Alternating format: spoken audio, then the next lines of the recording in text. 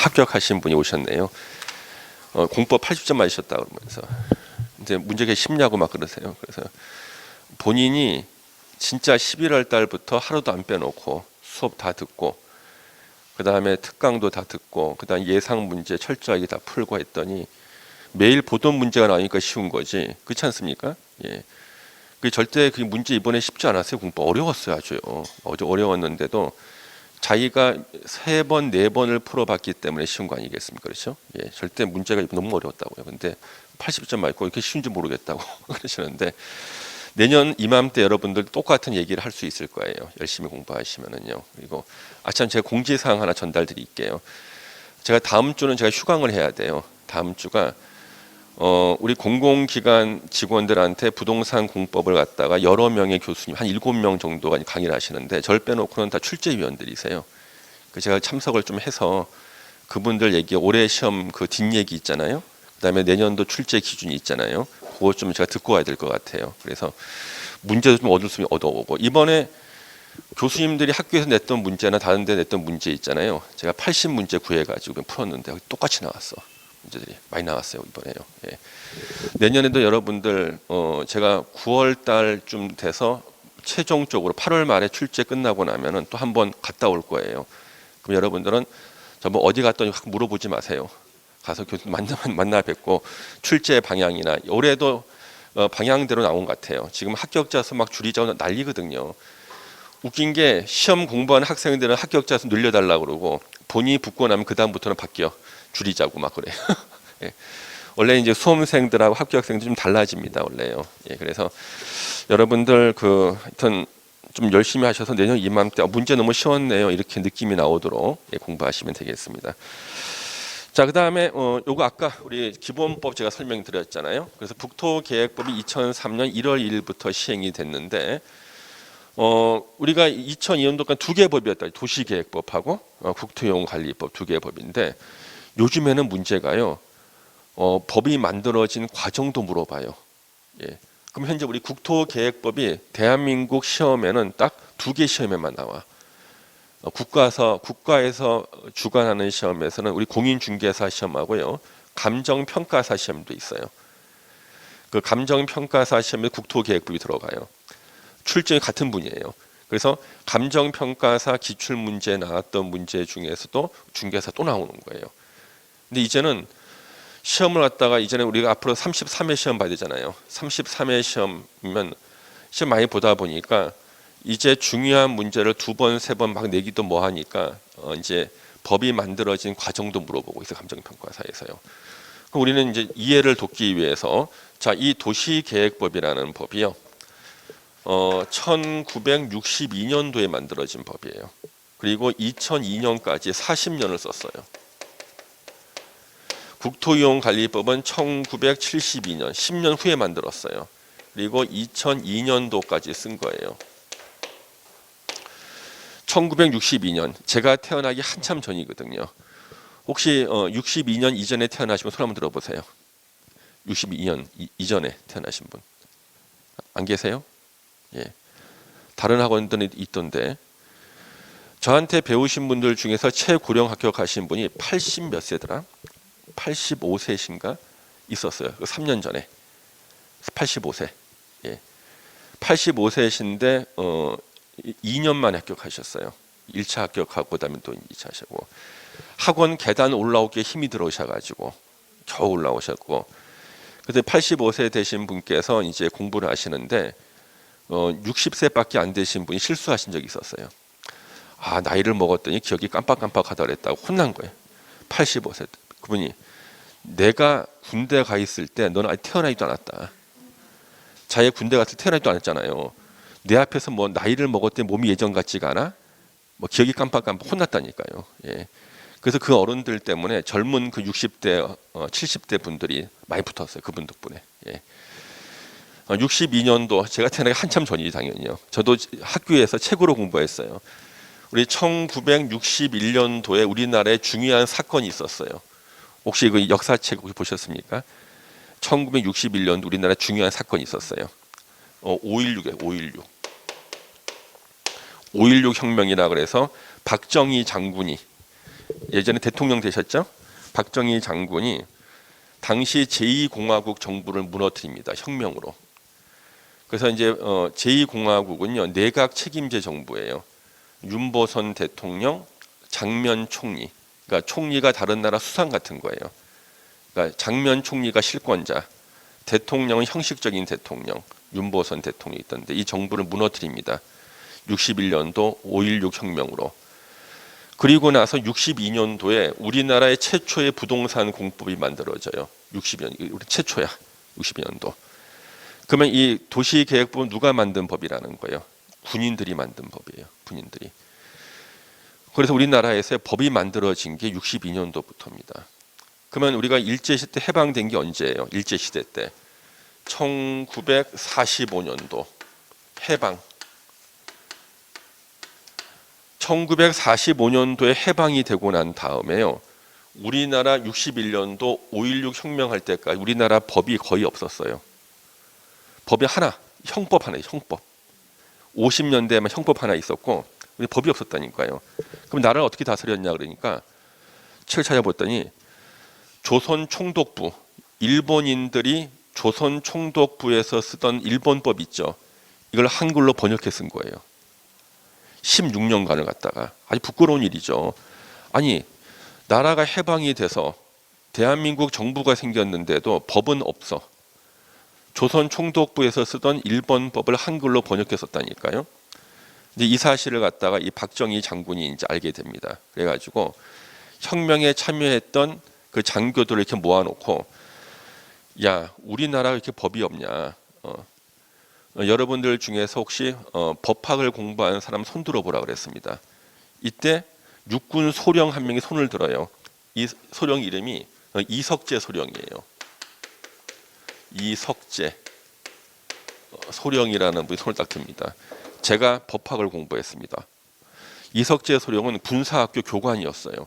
그다음에 혁명에 참여하신 분인데 이석재 소령은 어떻게 법학을 공부했나? 예, 저는 사법시험을 공부하고 있었습니다. 그래.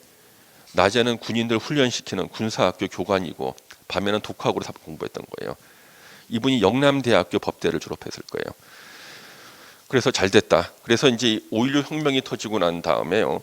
여러분들 우리 국회가 원래 법을 만드는데 국회잖아요. 군인들이 국회를 해산시켰습니다. 그리고 국회를 대신하는 기관을 만들었어요. 그게 국가재건 최고회의예요. 재건 최고회의라는 걸 만들었어요. 국회를 해산시키고 국회 역할을 대신하는 국가재건 최고회의를 만들었는데 이석재 소령 보고 박정희 장군이 이석재 소령이 법제사법위원장을 맡아라 그런 거예요. 이분이 이제 우리나라 법제사법위원장이 됐어요. 국가재건 최고회의에. 이분이 우리나라 법을 다 만들었어요. 이석재 소령님께서. 그래서 이분이 이제 궁금했던 게 아니 해방이 되고 난 다음에 16년 지난 우리나라에 법이 없을까 알아봤던 이유가 있었어요. 일제시대 때 부잣집 아들들이요 다 선진국가에서 유학을 떠난 거예요. 일제시대 때 선진국에서 유학 떠났는데 지금은 우리가 외국 가면은 첨단 기술을 배우잖아요. 그때 그런 게 없잖아요. 거의 다 법학을 공부한 거예요. 해외 나가서 선진국가에. 해방이 됐죠. 다 귀국했어요. 해방되고 난 다음에 미군이 이제 미군정을 합니다. 미군이 이제 이 법학자들을 모은 거예요. 이제 해방됐으니까 너네 나라에 필요한 법을 너네들이 알아서 만들어라. 당신들이 법학자들이니까. 근데 이분들은요 다 부잣집 아들들이에요.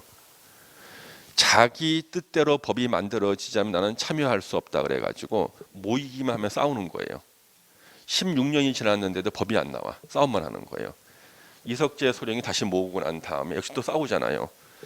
이 사람은 목숨을 걸고 혁명한 사람이 무서울 게 없는 사람이잖아요. 총을 딱 들이댑니다. 총을 딱 들이대니까 16년 끌던 법이 한 달 만에 다 나와. 그 제가 여러분들이 만약에 공법 못 외우면 제가 딱 총을 딱 들이대거나 그러면 다 외울지 않을까 싶어. 예. 그래서 62년도부터 우리나라 법이 다 나오기 시작하는 거예요. 예. 총 들이대니까. 그래서 최초의 부동산 공법이 뭐라고요? 도시계획법이었어요. 너무나 잘 만든 법으로 세계적으로 평가를 받아요. 왜 잘 만들었냐 그러면 빠져나갈 틈이 하나도 없이 만들었어요. 완벽한 법이야. 그 이유가 전 세계 선진국가에 유학했던 유학생들이 그 나라 법을 한글로 다 번역을 해가지고요 짜집기를 한 거야. 백과사전 같은 법이 완벽해. 제가 지난 학기에 우리 학생들한테 제가 리포트를 내줬는데 우리 세종사이버대 학생들한테 리포트 제목이 폐교 활용 방안에 대해서 써라요. 마감 시간 30분 남기고 제출한 학생이 제일 잘 썼어요. 먼저 낸 친구들 거 다 베껴가지고 다 베껴서 짜집기를 한 거예요. 이 도시계획법이 바로 전 세계의 부동산 공법을 한글로 번역해서 짜집기를 한 거예요. 너무 완벽하죠, 그렇죠? 예, 최고 잘 만들었어요. 그러면 당시에 전 세계 도시계획법을 가지고 있는 나라가 몇 개 나라가 없었다 그래. 선진 국가만 있었고 아시아에는 일본이 최초, 우리나라 두 번째나 된 거예요. 근데 이 법은 제일 잘 만들었대요. 예, 이게. 자, 이 만들어 놓고 이걸로 이제 우리 부동산 이제 규제를 시작해야 돼. 전국의 부동산 이제 규제해야 되는데 문제 생겼어요. 토지 측량이 안 돼 있는 거야. 측량이. 예. 측량 자료를 봤더니 1920년대에 일본인들이 측량한 자료만 남아 있는데 측량 자료가 없어요. 토지 측량이 안 돼 있으면 부동산 규제를 못 하잖아. 예. 야, 이거 어떡하지 봤더니 도시 지역 있죠. 도시 지역은 오차가 별로 없대요. 근데 도시 지역이 아닌 농촌 지역이 있어요. 농촌 지역 오차가 너무 심한 거야. 그래서 안 되겠다 싶어서 어쩔 수 없이 이 도시계획법은 도시 지역에만 적용한 겁니다. 도시 지역에 적용을 하는 겁니다. 그러면 도시 지역이 아닌 농촌 지역에서는 적용을 못한 거예요. 하도 오차가 심해. 눈에 산이 보이는데 여기는 없어, 산이. 너무 심하잖아요, 그렇죠? 그래서 도시 적용하고 이제 전 국토의 토지 측량을 새로 해야겠다 싶은 거예요. 그래서 이제 박정희 장군이 야, 토지 측량 새로 해라. 그랬는데 국내 토지 측량을 할 수 있는 기술자가 한 명도 없었대요. 한 명도 없어. 측량 장비도 없어. 그래서 62년도가요. 이때만 해도 역사 기록에 보니까 태국하고 필리핀이 우리나라보다 몇 배 잘 살던 선진 국가였답니다. 우리나라하고 쌀하고 밀가루를 원조해 주던 나라들인 거예요. 그래서 유엔에서 대한민국을 돕기 위한 불우이웃 돕기 성금을 모금한 겁니다. 그 성금으로 쌀 사서 우리나라한테 공급해 준 거예요. 60년대에. 그래서 여기 유엔에다가 이제 박정희 장군이 요청을 합니다. 우리한테 쌀만 보내주지 말고 기술을 가르쳐 주세요. 그랬더니 유엔에서 그러면 돈은 다 모아져 있으니까 이걸 학비로 주겠다. 그리고 선진 국가들이 대한민국 유학생들을 갖다가 1년에 2명씩 받아주기로 한 거예요. 그래서 60년대 말에 이제 국비 유학생 시험을 봐요. 제1회 국비 유학생 시험. 제1회 합격생들 중에서 우리나라 부동산 공법의 출발은요 네덜란드예요. 네덜란드가 전 세계에서 측량학이 제일 발전이 된 나라래요. 지금도 세계 1위예요. 네덜란드가. 오차가 없대 얘네들은.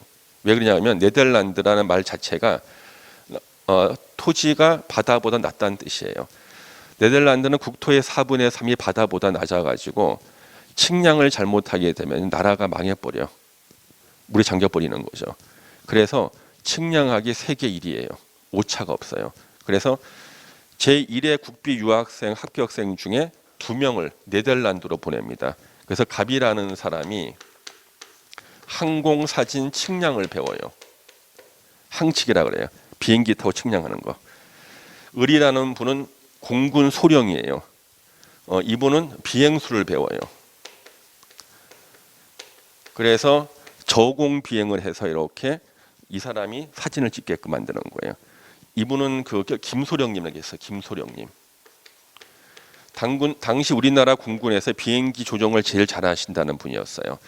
이 김소령님께 하고 갑이라는 분이 네덜란드 유학을 떠납니다. 국비 유학생 1회 합격생들 가서 항공사진 측량을 배우시고 비행수를 배우고 이제 귀국을 하신 거예요. 그분들이 71년도에 귀국을 해요.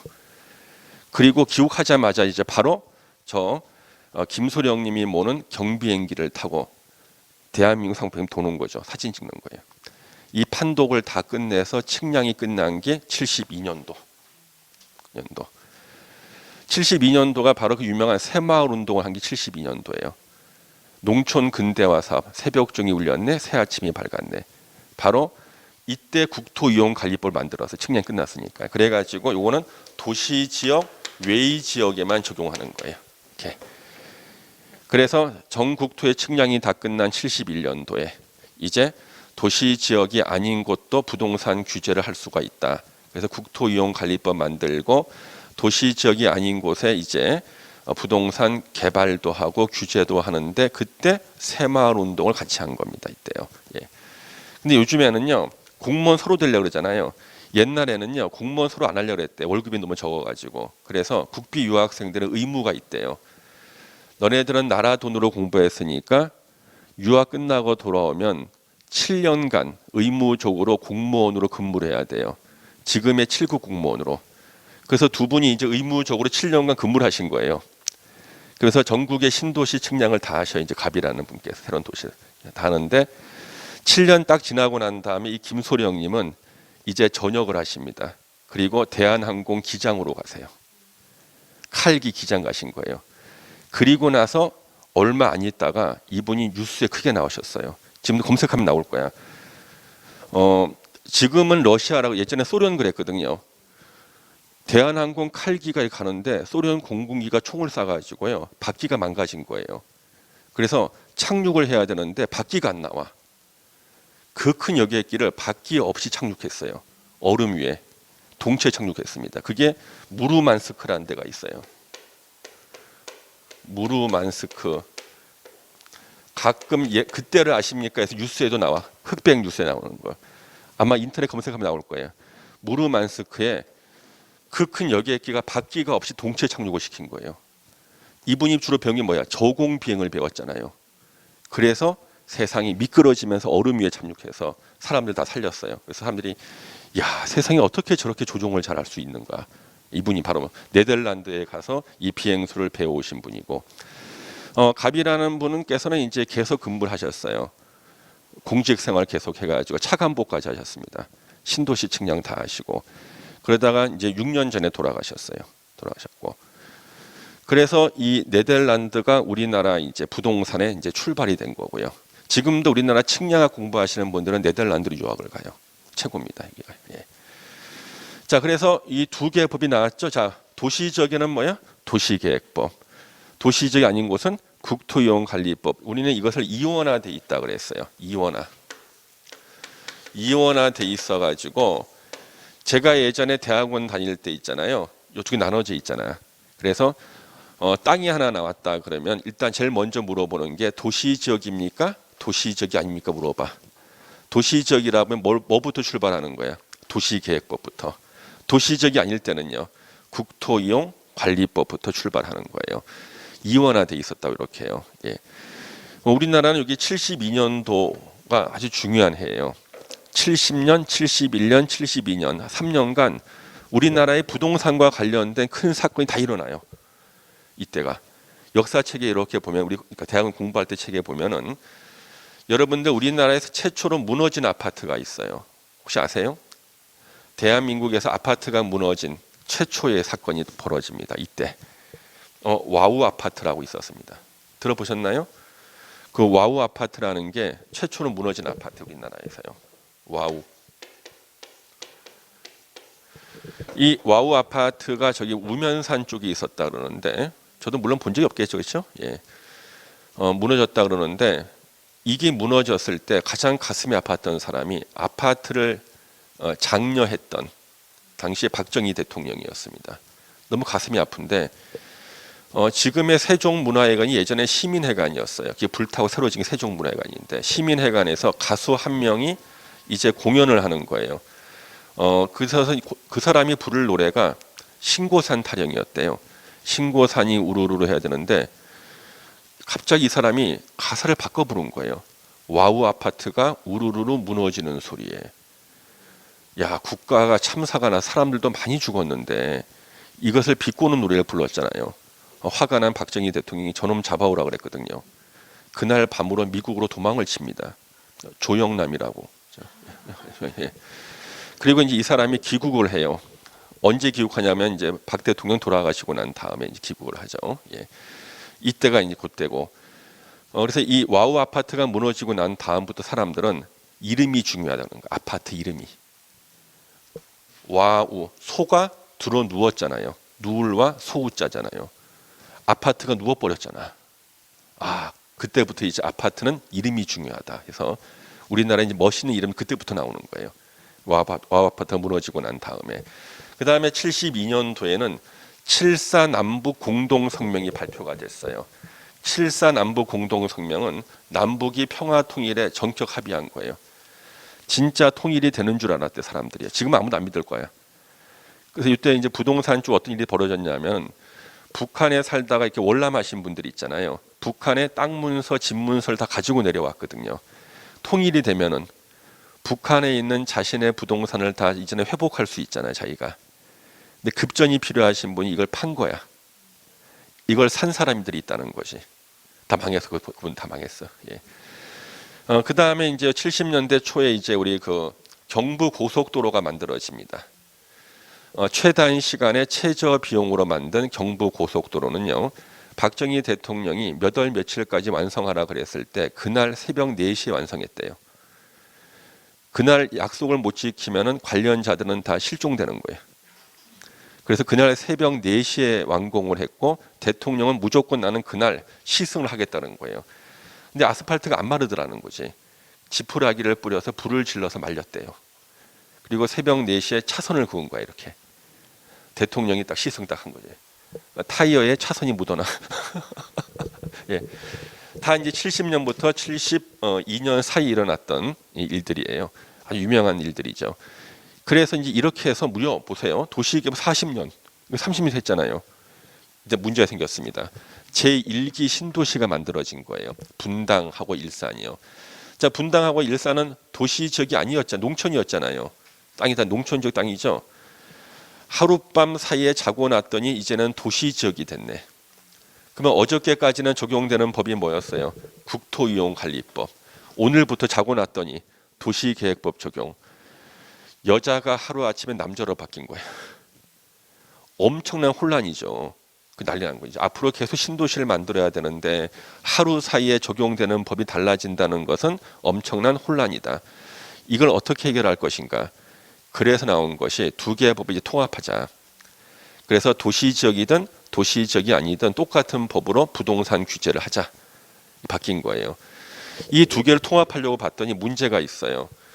두 개의 법을 통합하면요. 기존의 부동산을 가지고 있는 사람들의 재산 가치가 바뀌는 거예요. 그러니까 화폐 개혁하는 거나 마찬가지가 된 거예요. 야, 이거 어떡하지? 고민하다가 아이디어가 나왔어요. 아이디어. 국민들이 다른 데 다 정신이 팔려 있을 때 통합해야겠다. 그래서 2002년 여름에 통합을 했어요. 그때 뭐 했죠? 2002년 여름에 월드컵 할 때 통합한 거예요. 그래서 월드컵 할 때요. 이게 통합되니까 뉴스에 안 나와요. 9시 뉴스에. 밑에 자막으로 한 줄 나와. 오늘 도시계획법과 국토이용관리법이 통합돼서 국토의 계획 및 이용에 관한 법률이 제정됐습니다. 시행은 2003년 1월 1일부터 시행합니다. 이걸 반대할 사람이 아무도 없어. 통합을. 왜? 다 축구장에 가 있으니까. 예. 반대할 사람이 아무도 없는 거예요. 통합된 거죠. 이렇게요. 근데 2002년도에 제가 당시 뭐 했냐면 저는 용인대학교의 시간 강사였습니다. 용인대학교. 근데 전 전화가 온 거예요. 국무원 연수원에서. 저 박종철 교수님 되십니까? 네, 그런데요. 이번에 그 도시계획법과 국토이용관리법이 통합돼서 국토의 계획 및 이용에 관한 법률이 제정됐지 않습니까? 예, 그런데요. 공무원들이 내년 1월 1일부터 이 새 법을 적용해야 되기 때문에 공무원들 교육을 시켜야 된다는 거예요. 부동산 담당 공무원들. 저한테 이 교육을 맡아줄 수 없냐는 거예요. 그 제가 너무 놀랐습니다. 당신은 제가 공무원들을 가르칠 만한 그 네임 밸류가 안 돼. 그래서 아니 명망 있는 유명한 교수님들 많으신데 왜 저한테 부탁하시면 그랬더니 그분들께서 축구 봐야 된다 다 거절하신 거예요. 예. 유명한 교수님 다 거절하셨어요. 축구 봐야 된다고. 예. 지금은 우리가 책 만들기가 편해요. 교환 만들기가. 컴퓨터 하면 되잖아요. 그때는 486 컴퓨터에 아래아 한글 도수형으로 다 입력해야 되는 거예요. 자기는 축구 봐야 되는데 다 거절하신 거예요. 결국 저한테까지 온 거예요. 저는 무심코 한다 그랬어요. 내가 하겠다. 그리고 봤더니 아차 싶은 거예요. 두 개의 법을 더해서 만든 국토계획법 책을 만들어야 돼. 아래야 한글 도수령을 주는 거예요. 아무리 월드컵을 해도 공무원들 교육은 해야 되거든요. 1월 1일부터 적용해야 되니까. 그래서 제가 결단을 내렸어요. 야, 월드컵을 포기하자. 보는 거. 포기하자 하고 난 다음에 바로 뭘 했냐 그러면은요. 제가 다 코드 다 뽑고 태블릿 코드 뽑고 워드 친 겁니다. 486 컴퓨터에서 교환 만드느라고. 예. 이거 하고 있는데 그때 이제 제가 일주일에 한 3일밖에 못 해요. 왜? 공인중개사 강의도 하고 있었거든요. 2002년도에. 예. 막 하고 있는데 야, 밖에서 소리가 들리는 거예요. 와 하는 소리가 들려. 궁금해가지고 또 코드 꽂고 테이블 트니까 슬로우 비디오 나오더라고. 또 한 골 넣고 뭐 이렇게. 예. 그래서 결국에는 제가 이제 이 강의를 시작한 거예요. 공무원들하고 공공기관 직원들 있죠. 예, 교육을 시작한 겁니다. 지금도 하고 있어. 지금도. 지금은 제가 이제 최고참이죠. 오래 강의했잖아요. 그러니까 제일 오랫동안 이제 강의를 하니까 지금도 계속 공공기관하고 공무원들 교육을 하고 그래서 지금도 느끼는 게 이 국토계획법이 1년에 한 10번씩 바뀌어요. 기본법인데 바뀐 내용 제가 바로바로 여러분한테 다 강의합니다. 걱정하실 필요 없어요. 기본법이라서 한 10번씩 바뀝니다. 그래서 이렇게 되다가 통합할 때요. 도시계획법을 중심으로 국토이용관리법을 흡수하면서 통합한 거예요. 아니 도시보다는 국토가 더 큰데 왜 도시계획법 중심 통합합니까? 어디가 땅값이 비싸? 도시지역이.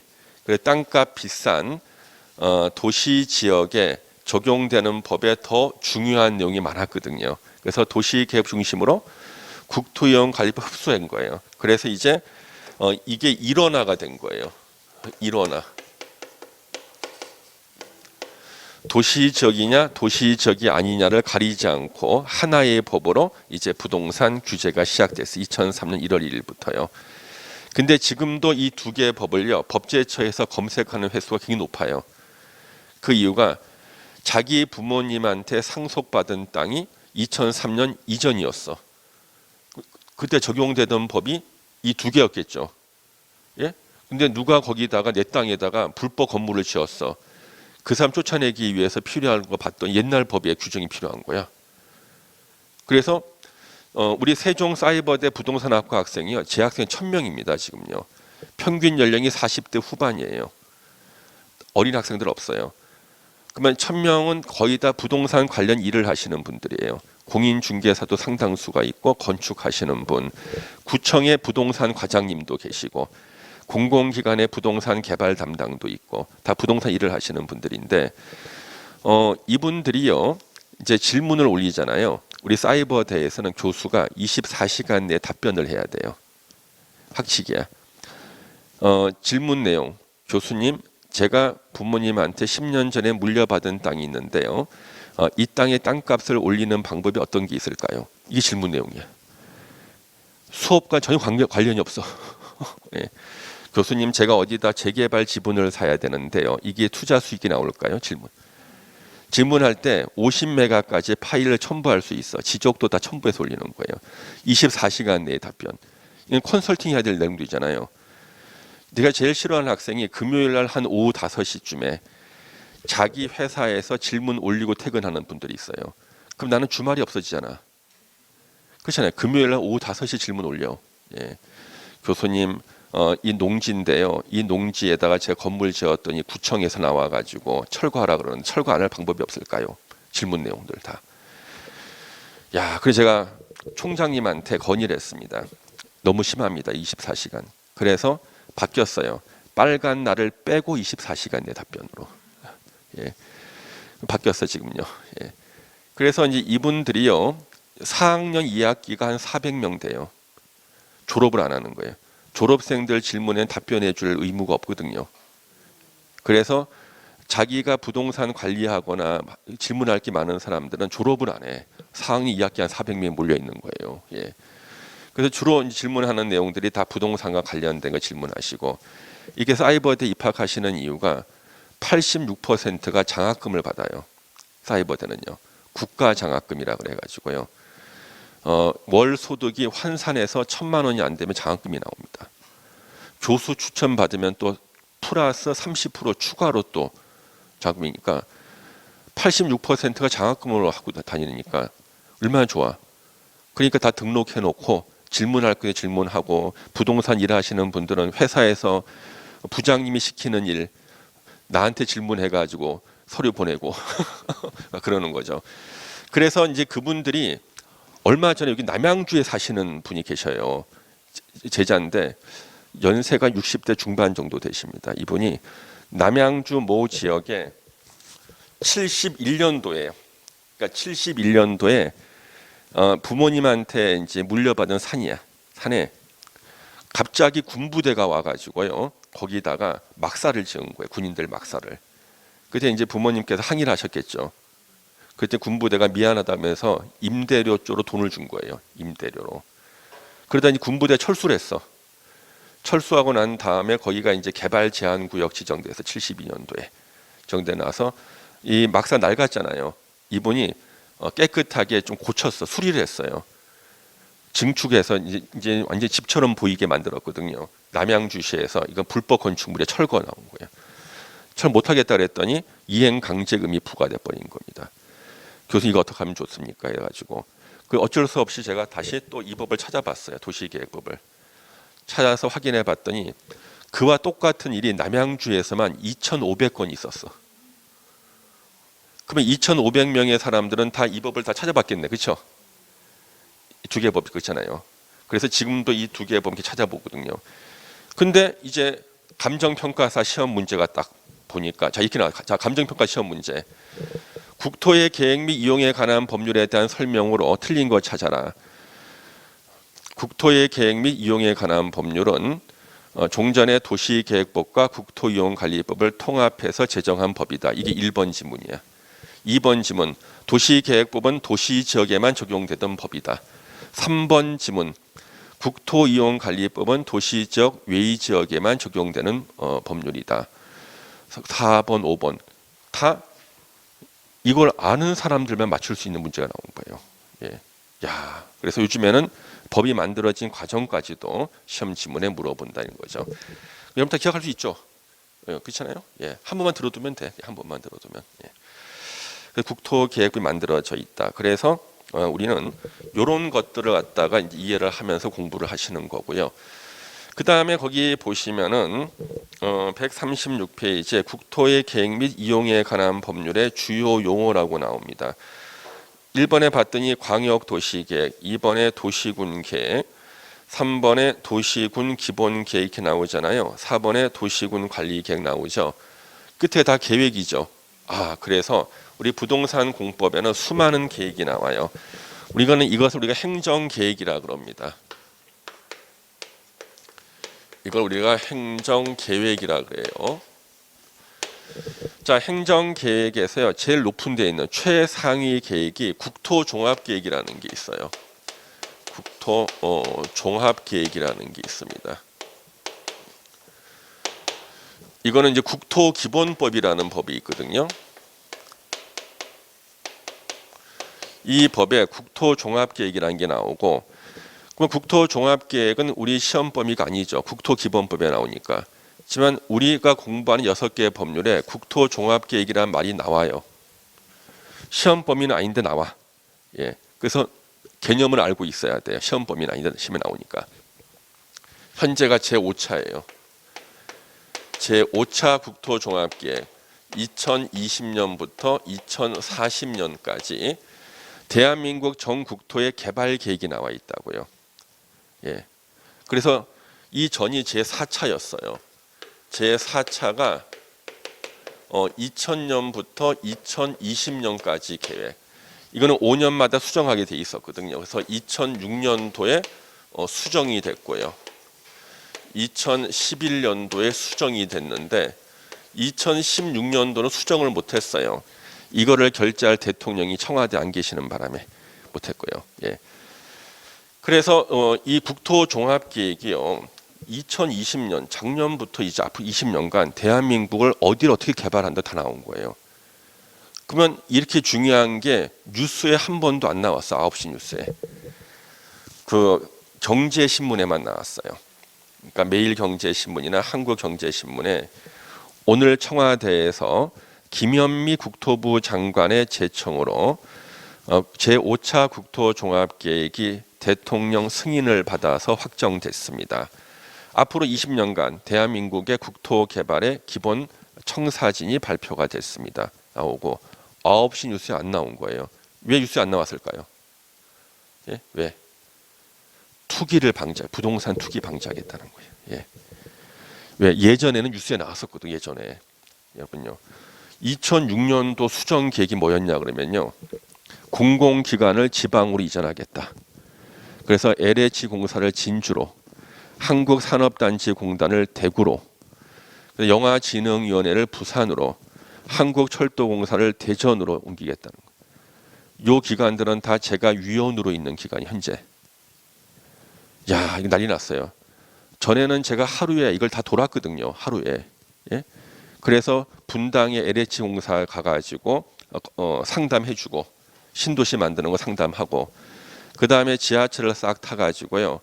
구로 디지털 단지 3번 출구로 나가면 한국산업단지공단이 있어요. 서울역에 가면 철도공사 본사가 있었고 그 다음에 홍릉에 가면은 영화진흥위원회가 있거든요. 영화진흥위원회 남양주 영화촬영소 있죠. 이거 부산으로 옮기는 작업을 제가 국가 용역을 받아서 제가 했어요. 지금 저기 국회 도서관에 가면 제가 만든 300페이지짜리 보고서가 있어요. 남양주 영화 촬영. 그때 제가 여기 많이 왔었어요. 예전에 왔었는데. 그래가지고 다 옮기니까 이제는 가는데 하루가 걸려. 하루가. 그렇지 않습니까? 다 옮겨졌죠. 2006년도 국토종합계획이 나온 거예요. 그 다음에 혁신도시가 만들어집니다. 2006년도에 다 만든 거예요. 그때 우리 부동산 투자하시는 분들 있잖아요. 공공기관 옮겨가는 곳에 가서 다 샀어요. 혁신도시가 땅 다 샀습니다. 다 몇 배씩 다 올랐죠, 그렇죠? 예. 그 다음에 이제 2011년도에 다시 또 수정 계획이 나왔어요. 발표했는데 봤더니 서해안의 거점 도시를 평택시로 한 거예요. 배후 도시가 화성, 안산, 시흥 나온 거예요. 그다음에 평택에서부터 새만금까지 서해안 개발축을 만드는 게 지도하고 딱 나온 거예요.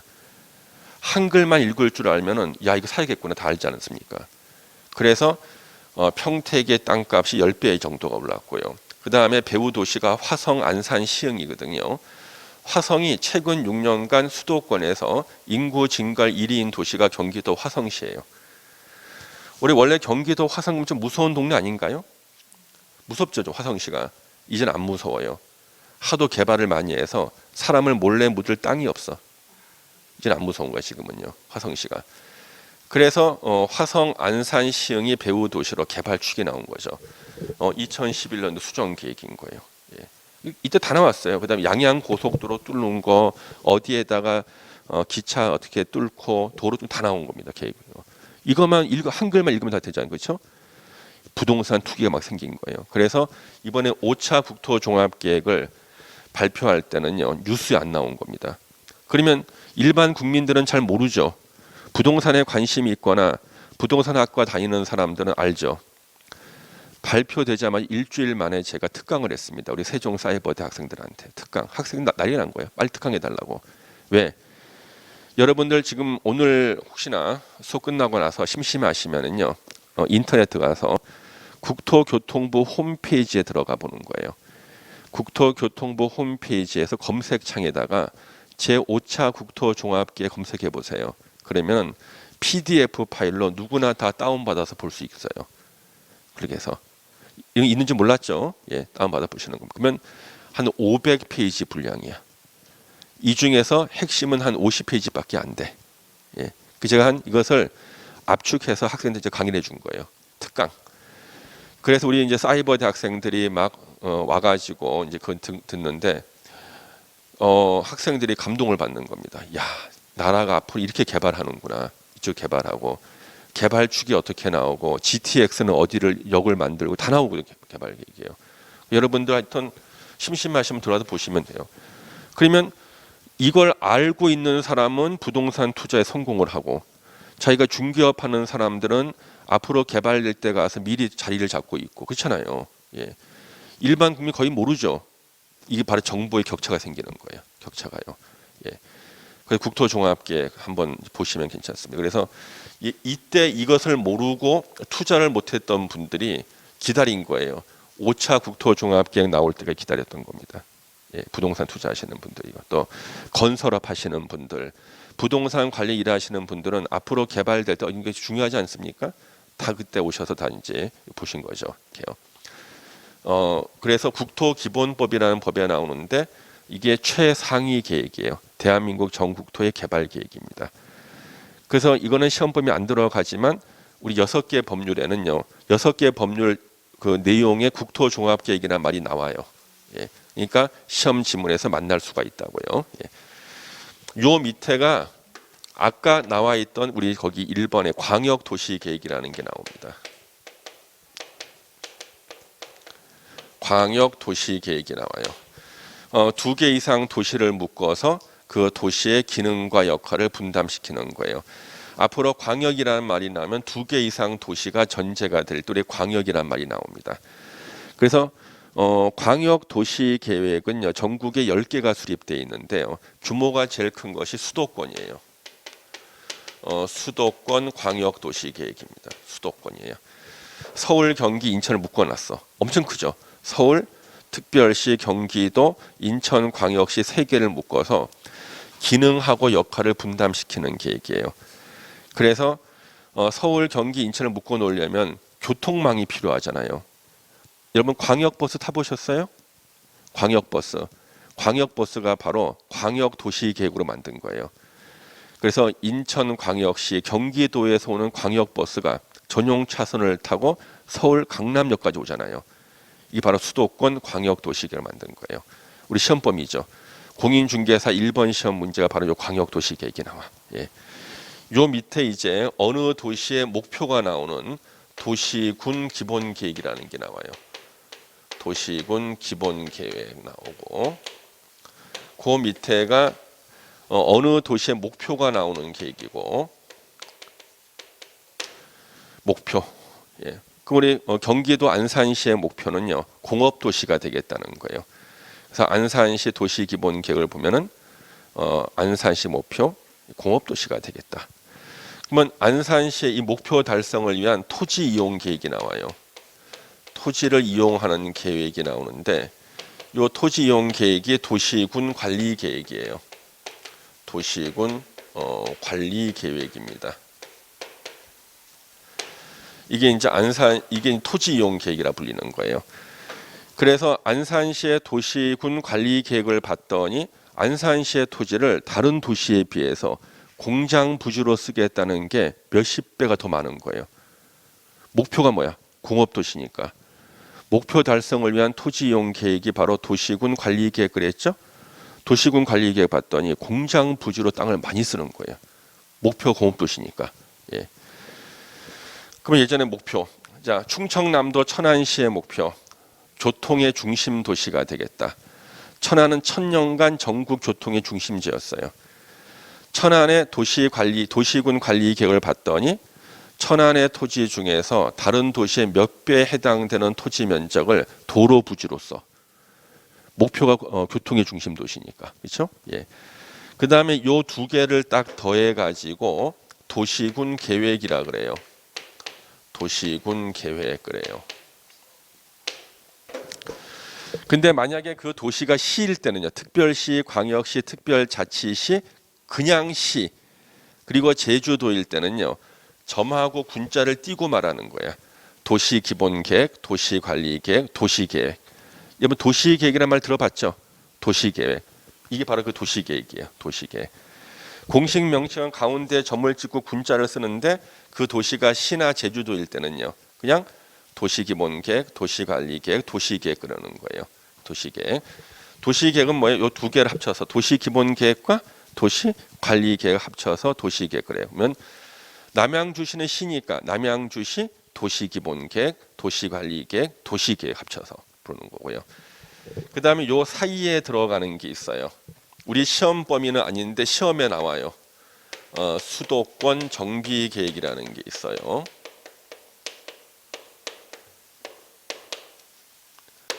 서울, 경기, 인천에만 우선 적용되는 게 수도권 정비 계획이라는 게 있습니다.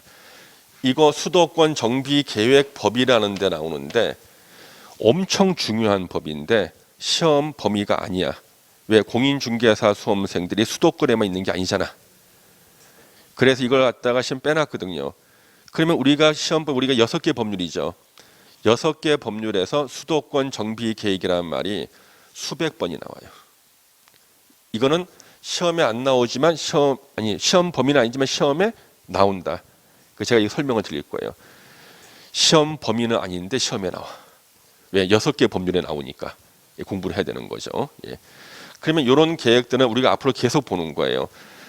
그러면 여기서 광역도시계획, 도시기본계획, 도시관리계획, 도시계획은 기본법인 국토계획법에 나오고 다른 법에서 이걸 갖다 이제 계속 빌려 쓰는 거예요. 다른 법에서. 그래서 이걸 공부를 국토 해놓으면 다른 법에서 이게 또 만나게 돼. 다른 법에서. 그때 설명이 없어요. 그때는요. 예. 그러면 이렇게 우리가 행정계획 있죠? 이 행정계획은 상하 관계가 있어요. 상하 관계에서 하위 계획은 자기보다 상위 계획에 부합해야 돼요. 도시군 관리 계획은 도시군 기본 계획에 부합. 도시군 기본 계획은 광역 도시 계획에 부합. 광역은 국토 종합 계획에 부합해야 돼. 상위 계획에. 요 관계도 매년 시험에 물어봐요. 예. 상하 관계가 있다고 이렇게 해요. 예. 그래서 시험 범위는 아니지만 시험에 나오는 거 국토종합계획, 수도권 정비계획이 있다. 이렇게 보시면 되죠. 이거 한눈에 딱 보는 거예요. 그럼 우리가 잠시만 쉬었다가요. 요거 제가 다시 자세히 또 설명 좀 드릴 거거든요. 요건 칠판 지우지 마시고 오른쪽만 지워주시면 되겠습니다. 예.